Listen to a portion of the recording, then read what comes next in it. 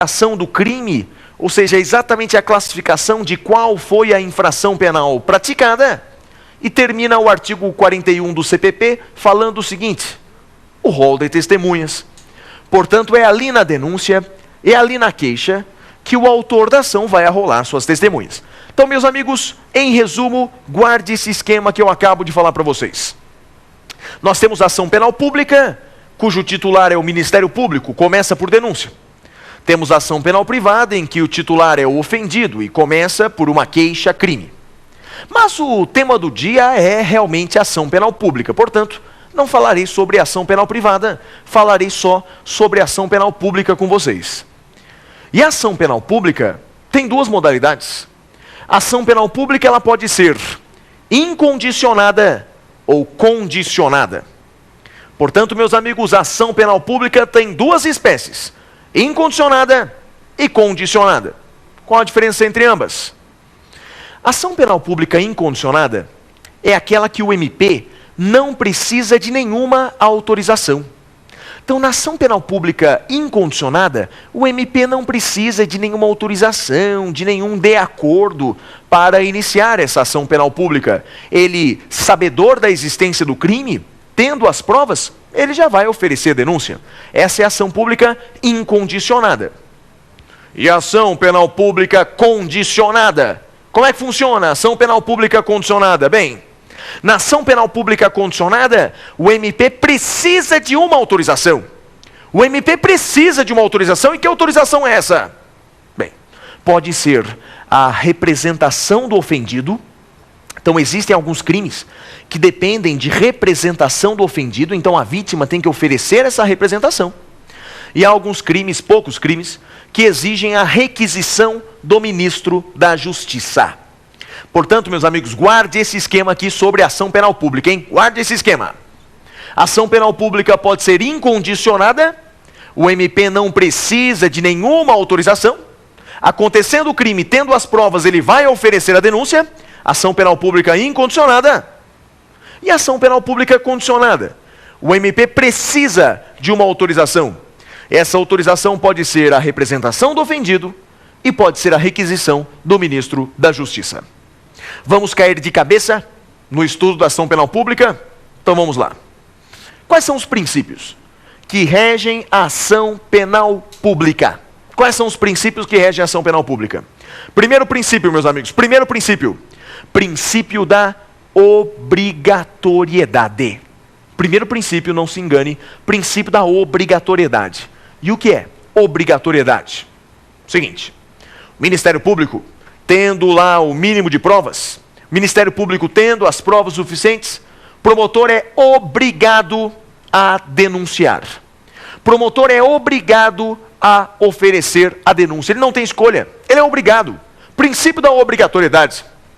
Então imagine que chega lá no fórum, chega na mesa do promotor de justiça o inquérito policial sobre furto de uma bicicleta.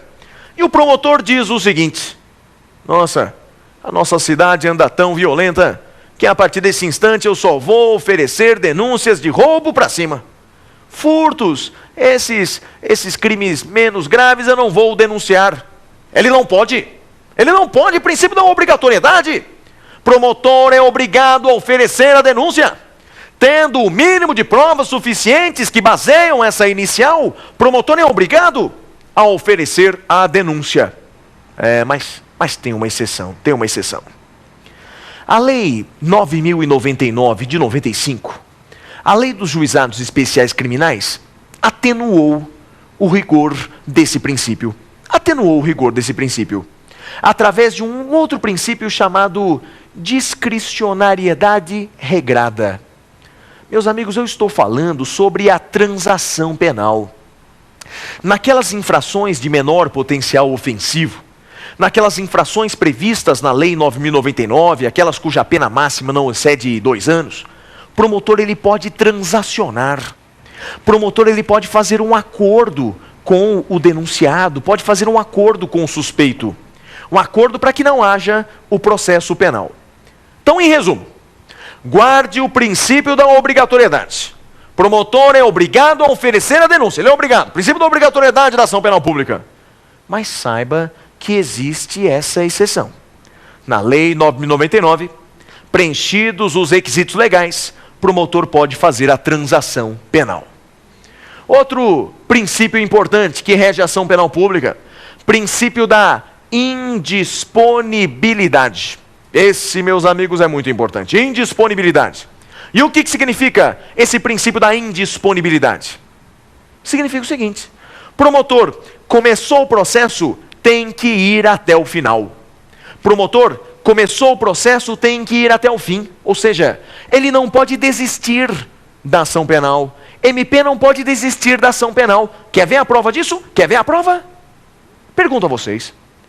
Promotor, ele pode pedir a absolvição do réu? Será que o Ministério Público, lá no final do processo, ele pode pedir a absolvição do réu? Pode. Promotor de justiça pode pedir a absolvição do réu? Isso porque o promotor é fiscal da lei. O promotor é custos legis.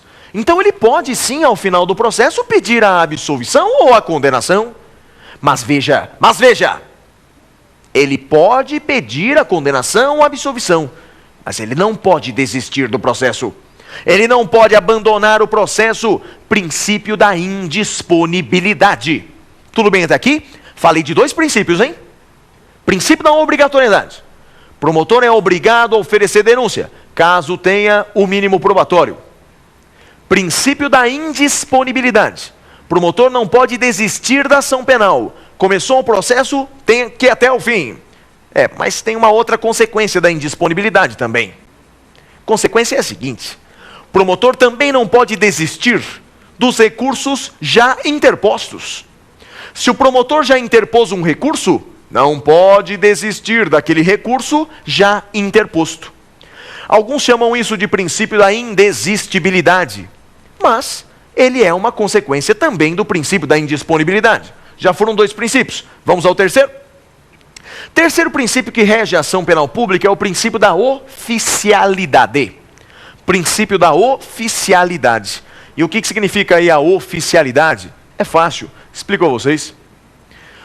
A titularidade da ação penal pública, foi atribuída a um órgão oficial. A titularidade da ação penal pública foi atribuída a um órgão oficial, no caso, o Ministério Público.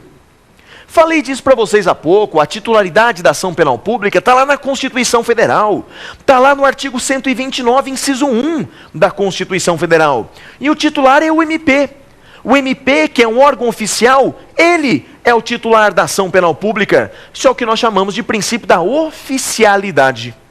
Titular da ação penal pública não é a vítima, titular da ação penal pública não é o povo, é um órgão oficial, é o MP.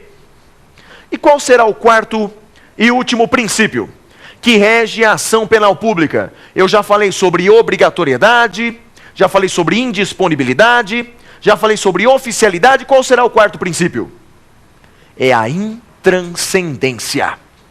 Quarto e último princípio da ação penal pública é a intranscendência. E o que significa a intranscendência? É fácil, explico para vocês.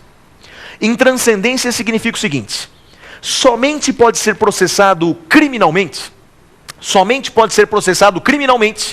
o autor da infração penal. Somente pode ser processado criminalmente o autor do crime, o autor da infração penal. Ora, isso chega a ser óbvio, não é verdade? Não podemos processar criminalmente o responsável civil, não podemos processar criminalmente os descendentes, ou o ascendente, ou a empresa, nada disso.